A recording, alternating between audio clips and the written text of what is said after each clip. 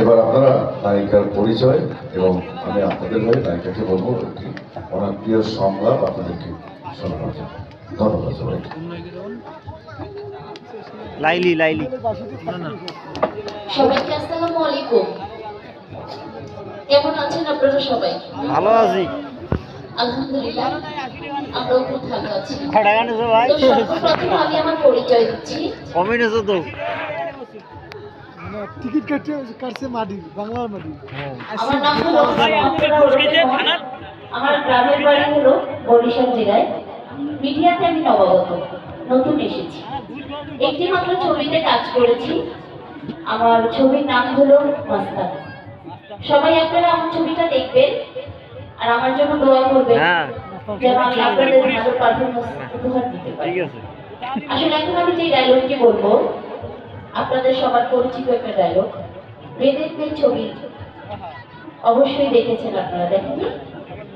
যদিও আমি সেই গেটআপে নেই, তারপর আমি ডায়লগটি দিচ্ছি শুধুমাত্র আপনাদের জন্য। আপনারা কি মনে করছেন আমি জিনুক মালার জিনুক? না, আমি হইলাম পয়তার মাইয়া জোসনা। সাপ ধরি, সাপ নাচাই, সাপ খেলাও দেখাই। আমি কিন্তু শিক্ষাও দেখাই। এই গ্রামে ঘুরতে ঘুরতে একজন মানুষের চোখে চোখ পড়লো আমার। এই মানুষটা কেডা আপনারা কি জানেন? জানেন না? এই মানুষটা হইল কি রাজকুমার। পনেরোটা হেভি জোসনা, আমি তোমারে ভালোবাসি, আমি তোমারে বিয়ে করতে চাই। এই কথা হইলা ভালোবাসা চাই। খুশিতে পাগল হয়ে গেলাম। আমি আমার শরীরে যায় কইলাম, জানোস রাজপুত্র আমার ভালোবাসে, সে কইছে সে আমারে বিয়ে করব। আমার সই আমার কি করলো জানেন? তুমি পাগল হয়েছো? আরে তুমি মাথা খারাপ হয়েছে? আরে ওরা বললো আমরা দৌড়ি বাইকটার যা ওগুলো আমি কোনোদিন আমাকে ভালোবাসা হইতে পারে না। আপনার কাছে খালি নিয়ে একখান কথা শিখাই। আমি গরিব বইলা কি আমার ভালোবাসা বলে কেন নাই? একদিন শুনলাম রাজপুত্ররে সাপে কামড়াইছে। কত ওঝা বৈদ্য জাতি কেউ তারে ভাড়া করবার পারেনি। এই কথা হই না দৌড়ে আমি রাজদরবারে গেলাম। রাজা আমার হাত ধরে কইল, মা তুই আমার পোলারে বাঁচা, তুই যা চাবি আমি কিন্তু তোর তাই দিই।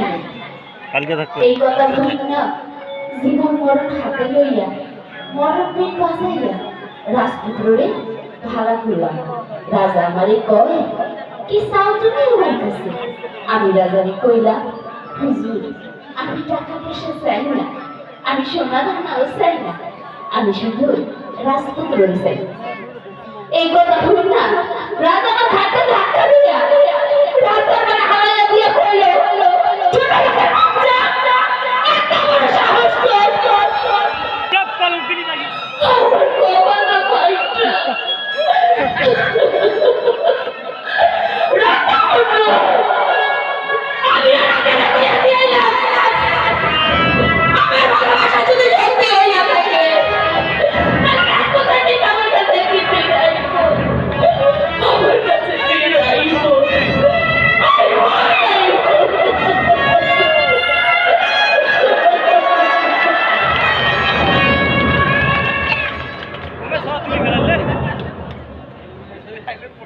ধন্যবাদ সবাইকে। তো এখন এই মুহূর্তে আমরা যে গানটি আপনাদের সামনে পরিবেশন করবো আপনাদের অতি পরিচিত গান। আমি আগেও বলেছি, আমারও বলছি যে আমরা শিল্পীরা তো আমরা চেষ্টা করব সুন্দরভাবে এবং ভদ্রতার মধ্যে অনুষ্ঠানটি প্রেজেন্ট করার জন্য। বাকি দায়িত্ব থাকবে আপনাদের। আমি জানি সবাইকে কষ্ট দিচ্ছি, তারপরও যতটুকু সম্ভব হলে আমাদেরকে উৎসাহিত করবে। ধন্যবাদ সবাইকে।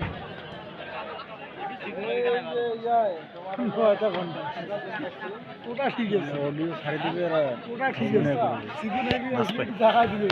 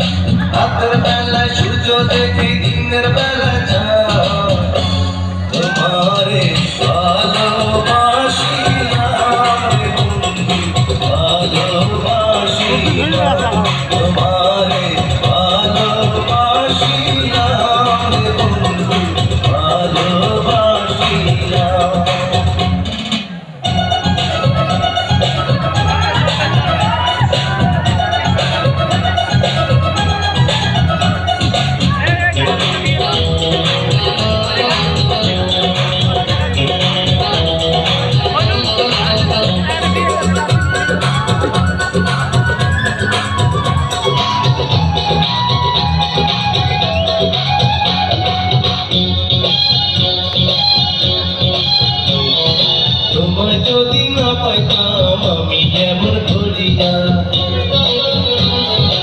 আরো বছর বর্ষি পাইতাম চণ্ডী হাস সাজিয়া আরে তোমায় যদি না পাইতাম আমি এমন করিয়া আরো বছর বর্ষি পাইতাম চণ্ডী হাস সাজিয়া